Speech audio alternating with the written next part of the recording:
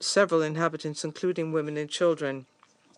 France supports UN mechanisms for greater stability and security in Yemen, like UNVIM, which is contributing to combating weapons trafficking in the Red Sea. Thanks to the inspections UNVIM carries out, it has created trust and facilitates commercial imports and the provision of humanitarian aid to Yemen. It must be bolstered and better financed. We must also, through concrete action, support the efforts the government of Yemen's efforts for reform and give it all the means necessary to restore its sovereignty over the country once again. France reiterates its full support for the Special Envoy in his efforts to define and implement an inclusive political roadmap. We call upon the Houthis to cease their attacks and to choose the peace process under the auspices of the Special Envoy. France welcomes the efforts in this regard of Saudi Arabia and Oman, as well as other regional stakeholders. The effective participation of Yemeni women in the political negotiations must be guaranteed. France will continue its efforts in this regard. Thank you. I thank the representative of France. I will now make a statement in my national capacity. I thank Special Envoy Grunberg and OCHA Director Vosurno for their comprehensive briefings and Ms. Shaki for her strong testimony today. The 9-year conflict in Yemen has created dire humanitarian conditions for Yemeni civilians. More than 17.5 million people face acute food insecurity, with numbers likely to increase in the coming months. Earlier, we were reminded how important it is for the international community to scale up support to the humanitarian response plan, this at a time when this plan remains drastically underfunded.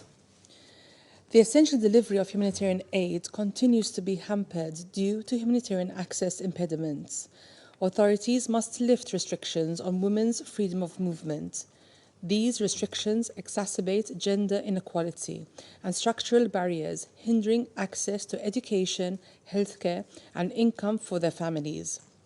We are concerned for increasing cases of cholera in Yemen and call for rapid, robust response by the international community.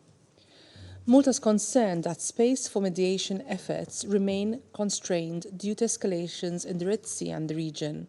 We call on the Houthis to immediately cease all attacks and actions against commercial shipping and abide by their obligations under international law, including full adherence to Resolution 2722.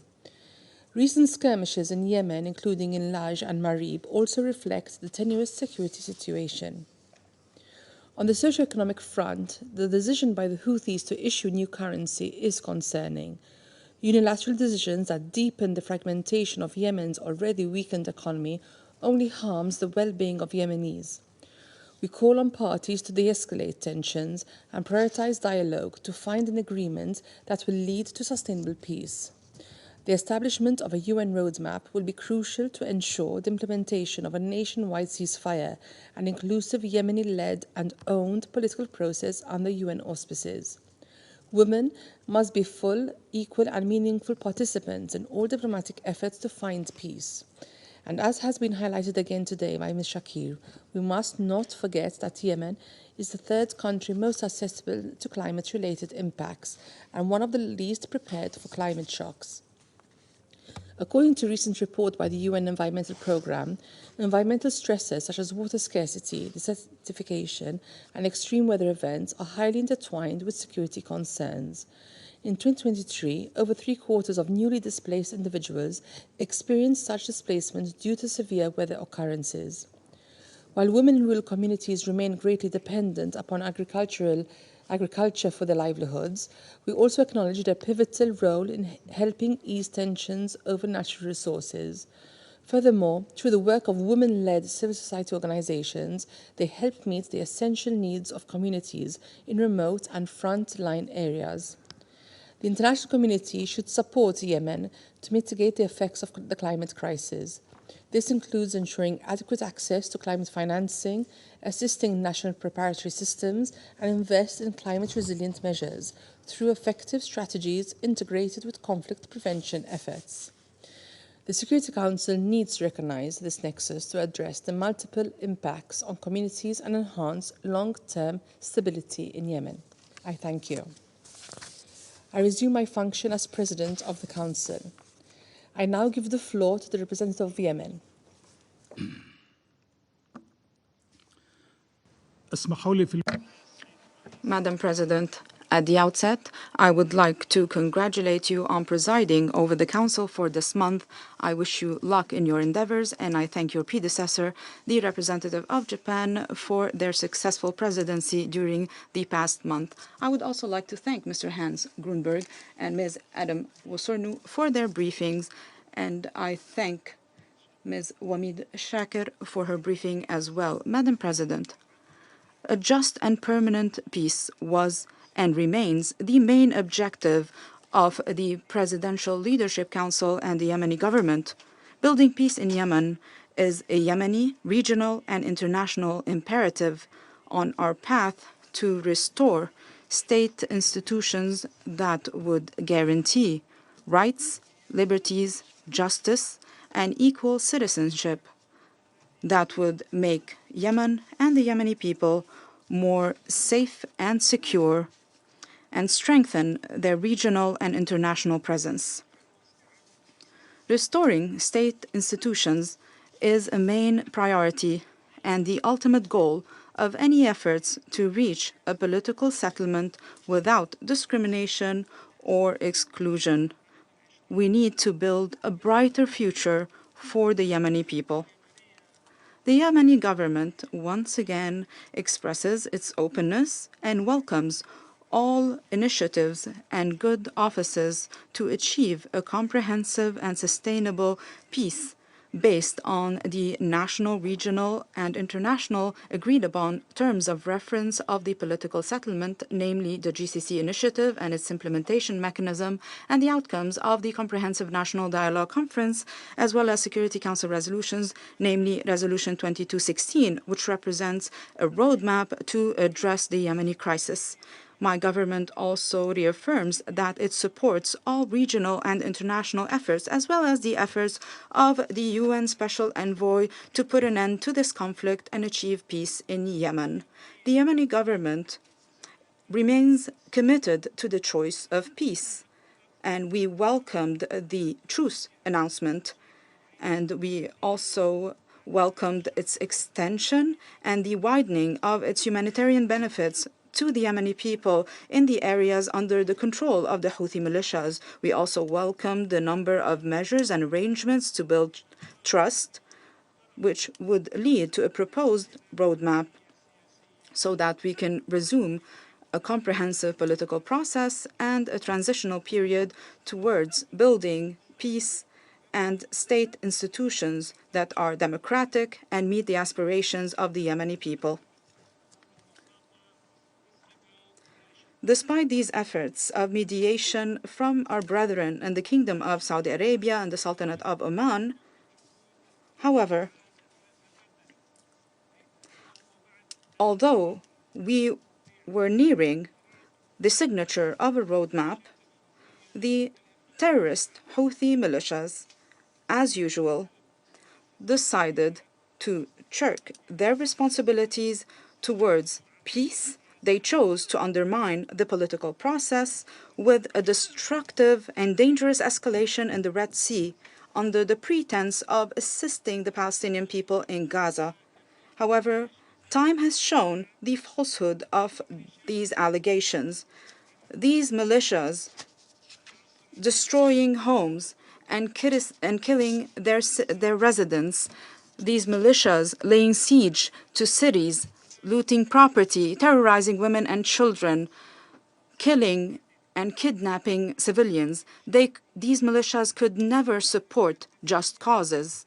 They have multiplied their restrictions and violations, as well as their military escalation at all fronts. Although there's a vulnerable truth, they were unable to honor their obligations because they can only live in a swamp of conflict. Their project is a project of war and destruction. They are not for peace. They cannot live in peace with society. History has shown this time and again. In this regard, I would like to commend the good offices of our brethren in the Kingdom of Saudi Arabia to address the Yemeni crisis, achieve peace, and alleviate the humanitarian suffering of the Yemeni people. The terrorist Houthi militias continue with their violations and grave crimes against the Yemeni people, the latest of which razing the homes of innocent civilians to the ground in the Rada city in Al Baida governorate, killing the residents of these homes. This crime resulted in the killing and injuring of around 35 civilians, mostly women and children. They have killed 9 members of one household. This heinous crime took place during the holy month of Ramadan. This is not an isolated act. This is a part of a long series of brutal crimes committed by these Iranian-backed terrorist militias. This crime is a clear example of how these militias, although they claim that they support the Palestinian people in Gaza, but at the same time, on a daily basis, they perpetrate acts of terrorism, murder, and violations against the Yemeni people. They continue to impose an unjust siege on the city of Taiz. This has caused endless suffering and humanitarian crises for over 4 million people in this city. They have shirked their responsibilities when it comes to opening roads. They continue to adopt a policy of starvation and collective punishment. They also continue to target cities, villages, and residential areas, as well as the homes of citizens. They've used sniper fire to target innocent civilians, including women and children. They've perpetrated dozens of crimes. They've planted mines that claimed the lives of thousands of civilians. This in blatant violation of the calls of the international community and this council to put an end to this war, to resume the political process and alleviate the suffering of the Yemeni people. The Yemeni government condemns in the strongest terms the crimes of the terrorist Houthi militias. We reaffirm that these crimes have no statute of limitations. We remain committed to restoring state institutions, to imposing security, stability, and to end these terrorist practices against the steadfast Yemeni people. Madam President, the terrorist Houthi militias continue to target oil tankers and commercial vessels in the Red Sea. This shows the disregard of these militias to the environmental impact of any oil spill on the economic and agricultural sectors, the fish, the maritime environment, and biodiversity in Yemen and coastal countries. In this regard, we call on providing the necessary support in order to confront the potential negative impact of the drowning of the Rubimar vessel. We need concerted regional and international efforts to deal with these environmental challenges threatening Yemen and the region so that we can prevent any pollution that would directly threaten the maritime environment in the Red Sea. Houthi militias continue to escalate in the Red Sea so that they could shirk their responsibility towards peace, to implement the agendas and plans of the Iranian regime in Yemen and the region, to destabilize the region and the world. Once again, we warn against the flow of Iranian weapons to the terrorist Houthi militias in a blatant violation of Security Council resolutions, notably resolutions 2216 and 2140.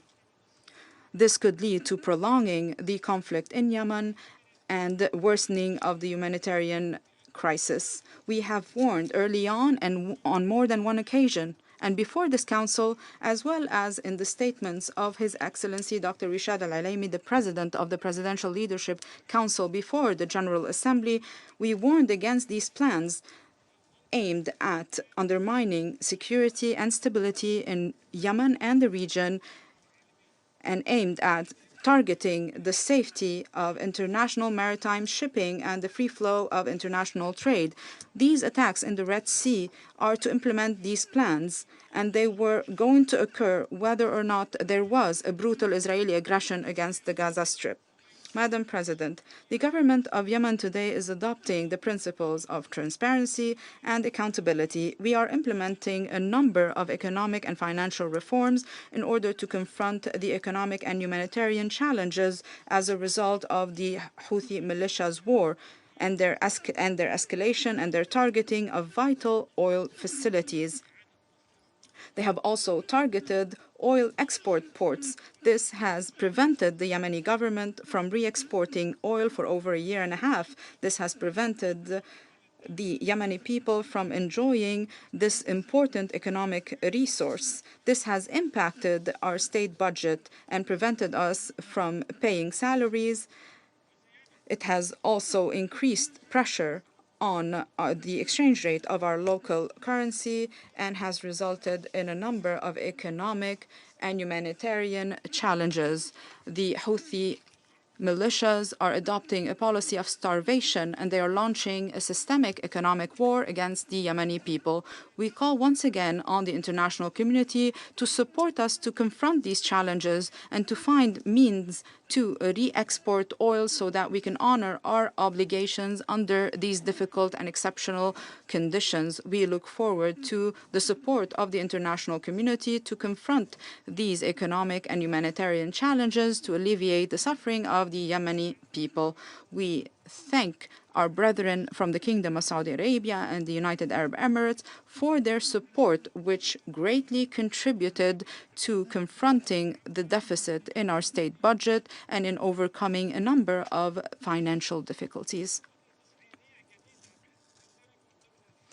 As part of their economic war against the Yemeni people, the Houthi militias escalated once again against the Yemeni government and the Yemeni people. They have issued a forged currency and imposed its use instead of the official currency in areas under its control in a blatant violation of all financial and banking laws and norms. We warn against the impact of this irresponsible escalation, for this would lead to confusion and complexion in transactions with citizens and financial institutions inside and outside of Yemen. This would also lead to further division in our Yemeni economy. It will undermine the safety of our banking sector and it will not serve the cause of peace. My country renews its commitment to cooperating and advancing our partnership and coordination with all UN and relief agencies operating in Yemen. It is important for UN agencies to move their headquarters to the temporary capital of Aden so that they do not remain under the extortion and terrorism of Houthi militias, and so that they could reach all Yemeni areas without any discrimination. Once again, we reaffirm the need to send humanitarian support funds to the Yemeni Central Bank. This step will contribute to national economy recovery efforts and preserve the value of our currency and improve the living conditions of our citizens. Madam President, we have painted a grim picture of the current humanitarian situation in Yemen. We need more support from the international community to alleviate the suffering of the Yemeni people. In this regard, we look forward to the donor conference in order to mobilize funds for the humanitarian response plan in Yemen for 2024, and we call on sisterly and brotherly countries and international organizations to donate generously to support this plan at scale to meet the current humanitarian needs. We call on the United Nations and the international community to keep the humanitarian situation in Yemen at the top of their list of priorities as humanitarian crises around the world multiply. I thank you, Madam President. I thank the representative of Yemen for their statement. There are no more names inscribed on the list of speakers.